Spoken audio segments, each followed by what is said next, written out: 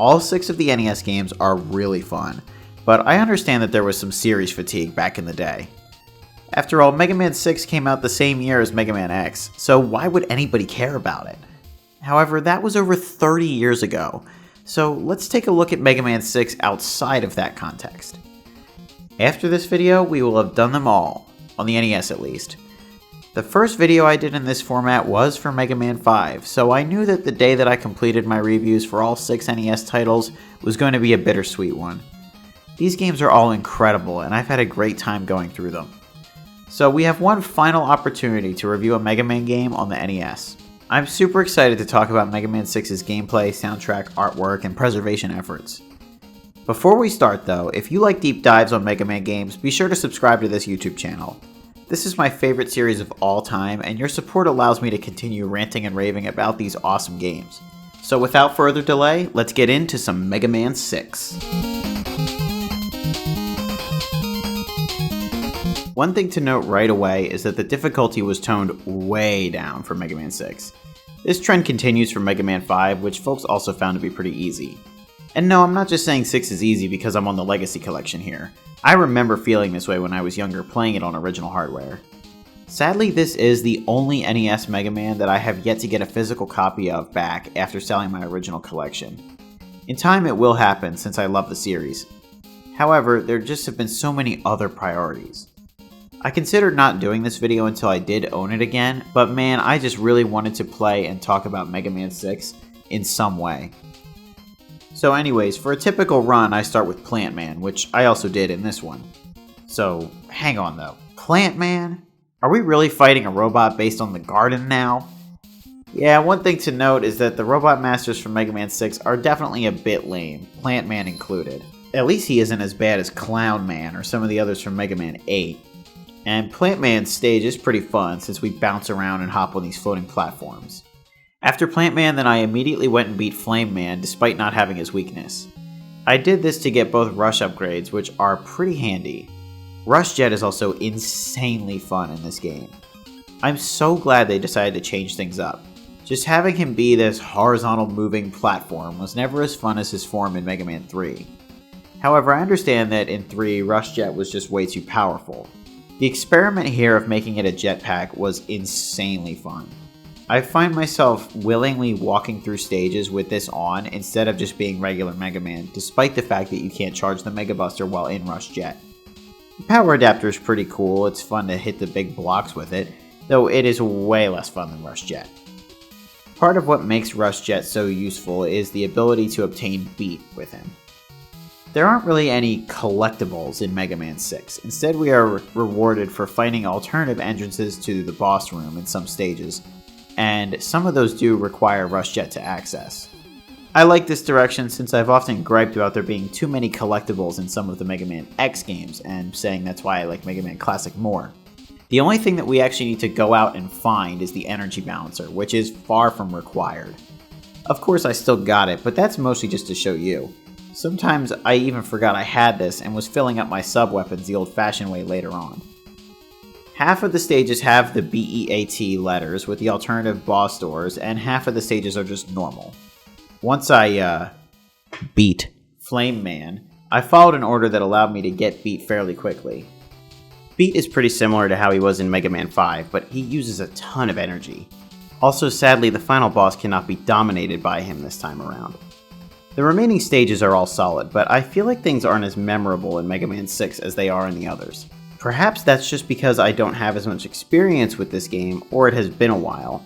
However, there are so many parts of Mega Man 2, 3, and even 4 that I will never forget.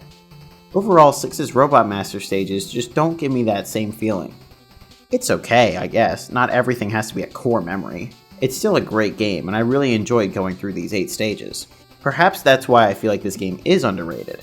I don't remember much from it myself, but then going through it again, I had this aha moment of, wow, this game is actually really fun, and I kind of forgot about it. Of course, the aforementioned criticism that this game received in the earlier days of YouTube also influenced me when I was younger.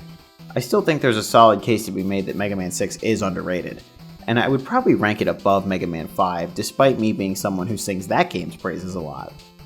One criticism that I will offer is that None of these special weapons are of any use to me outside of boss fights.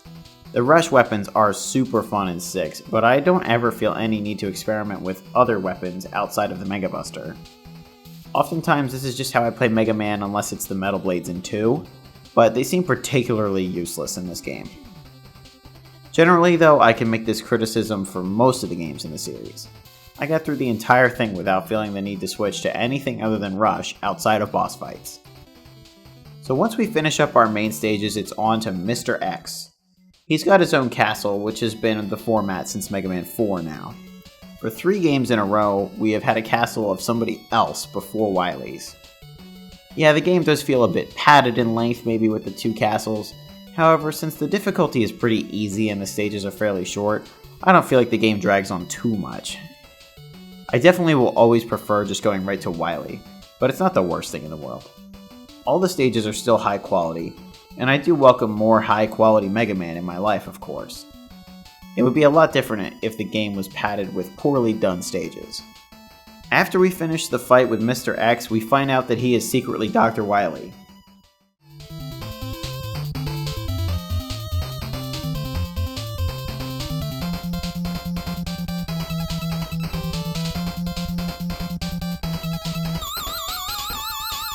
Yeah, no kidding. Mr. X looked like Dr. Wily went to the nearest magic store and bought a pair of glasses and a fake mustache.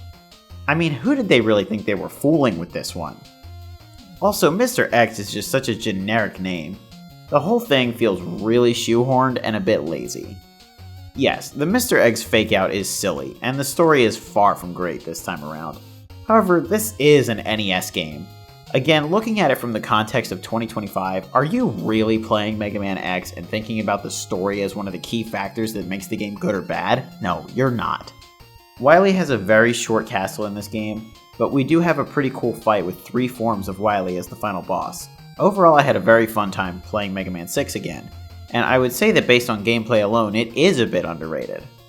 I don't think I hear enough praise for just how fun the jetpack mechanic is in this game. It's one of those late NES tropes where they started to take the standard movement of just running and jumping, but innovating on it in ways like we see here. If the gameplay alone won't do it for you, then perhaps this game's amazing soundtrack will. I have the same issue with the soundtrack as I do the gameplay. I can't remember any of the themes. Here's the weird part though, they're all so good. Before playing the game and writing this script, I was trying to remind myself of some of the awesome themes from Mega Man 6, and none came to mind. Instead, things like Flash Man from Mega Man 2 or Wave Man from Mega Man 5 came to me. It's really weird because when I was playing the game, I was enjoying every theme very much. Perhaps the statement of, they're all good but none truly blow me out of the water is relevant. If I had to go for a favorite, perhaps it would be Flame Man or Centaur Man. For real though, unless this is your favorite game of all time, can you please, off the top of your head, sing me Yamato Man's theme? I couldn't if you put a gun to my head. However, then I listen to it and I say to myself, oh yeah, that is pretty good.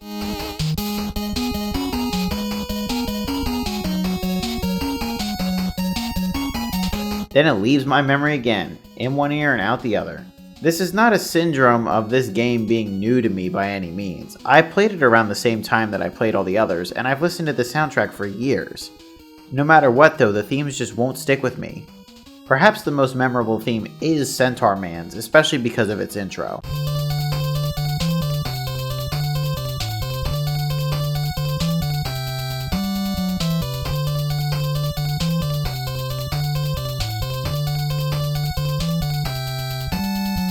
Flame Man is my favorite for this one awesome riff right here.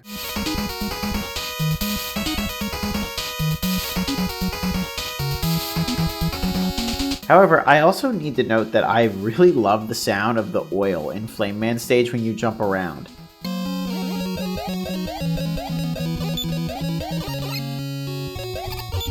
I don't have another place to put this point, and I know it's not a song technically. However, the little sounds do feel kind of musical, and I remember those sound effects more than half the songs in this game.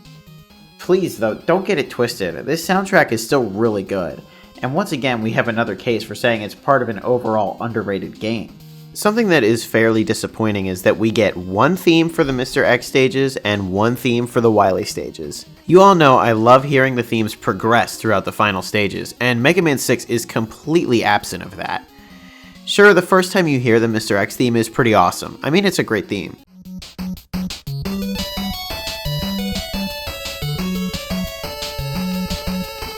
However, I still don't think it holds up to the first Darkman theme from the predecessor. Both Mr. X and Wily stage themes are good, but again, they just don't blow me out of the water. One theme that surprised me was the final Wily theme. It's really good, and I think I've made a comment of liking the Wily theme for several of the other classic Mega Mans as well.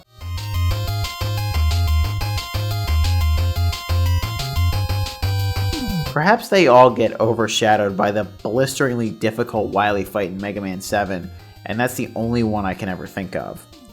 Whatever it may be, Mega Man 6 has a stellar soundtrack. It has that late NES feeling, just like Mega Man 5. It's a little more laid back because it doesn't have to blow us away like the first couple of games did. Ultimately, that's completely okay, because the soundtrack serves its purpose of providing excellent audio to us while playing an excellent game. I absolutely love the graphical polish that late release NES games have. I think about things like Darkwing Duck and Mega Man 6 compared to games like the first Mega Man or even the first Castlevania. The level of detail and mastery of the 8-bit hardware that happened after the SNES was already out is insanely impressive to me. Things like hopping around in the Oil and Flame Man stage or the insane sunsets in Tomahawk Man stage would have never happened in the earlier entries. Also, stages changing upon revisiting. You can see here my first and second time through Tomahawk Man stage since I needed to revisit it to grab the energy balancer. Overall, the color palettes in Mega Man 6 are of the highest quality. Every stage is ridiculously pleasant to look at. Sometimes I feel like I'm playing a modern indie game set in an 8-bit world instead of just any old NES game. Granted, I'm on the Legacy Collection here, so it's cranked up a notch in terms of quality. However, just compare the Legacy Collection version of Mega Man 1 to Mega Man 6, and you can see there is a clear difference in color palette quality. Another aspect that improved greatly over time is also the cover art. So let's take a quick look at the box and manual for Mega Man 6. Coming over here to Launch Box, we do have a couple images of the box art. So we have Mega Man 6 here, the North American version. This is so much better than Mega Man 1 or Mega Man 2 or even 3 or 4. You know, they really improved so much over time, and you can just see this is truly the magnum opus of NES Mega Man box art. I think this is an absolutely stunning cover. Then coming over to the manual, we have a shorter manual again. This is one of those late NES games where they said, alright guys, it's been 6 times, we think you get it now. So you can see here, we just have some cool artwork of Mega Man Rush, Beat, and Eddie, or Flip Top, whatever you want to call him. More power to you, explaining the Power Mega Man, and then also Jet Mega Man. I really do like both of those pictures, that's really cool. The hand-drawn, still with the goofy 1-up symbol, which I love that that's just in every single one of these manuals, it's awesome. Robot Roll Call, Blizzard Man, Wind Man, Night Man, Plant Man, Centaur Man, Flame Man, Tomahawk Man, and Yamato Man. Again, not the strongest lineup by any means, but some alright ones for sure. Overall, it feels like 6 got a lot of love and care when it comes to the audio and visual presentation. So now let's take a look at how this game is accessible to modern players. It's classic Mega Man. Of course it's well preserved. We've got our 2 famous examples once again of the Legacy Collection on every console ever and PC, and the older Anniversary Collection from the PS2 and GameCube era. Your best bet is of course the Legacy Collection, which is what you've seen footage from this entire time. Now, this isn't Mega Man 2 or even Mega Man 3, so the historical risk is of course a bit higher for this game since it was made this late in the NES's lifespan. Thankfully, the physical cartridges aren't nearly as expensive as Mega Man 5. As usual, the best thing we can do as content creators and fans of the series is to continue talking about them and showing our support for these games. I'm part of a younger generation that did not grow up with Mega Man when they came out for the NES. Hopefully there are enough folks with similar interests to keep Mega Man alive as time progresses. This thought really shines light on how important it is that we continue to recognize and discuss classic games. So with that, let's wrap things up in some final thoughts. Ultimately, Mega Man 6 is still part of one of the greatest gaming franchises of all time. So can we really say any of these games are underrated? Well, yeah, I think so, mainly because things like Mega Man 2 exist. It took me a bit to get to this one since I wanted to give myself some time to do this video. I was keen on making sure I enjoyed it in the moment since it's the last of the 6 NES games that I needed to review. All of them have been incredibly fun, and of course Mega Man 5 was the whole reason why I pursued this video format in the first place. If you enjoyed this video, be sure to subscribe, as we are closing in on the coveted goal of 1,000 subscribers. Thanks for watching.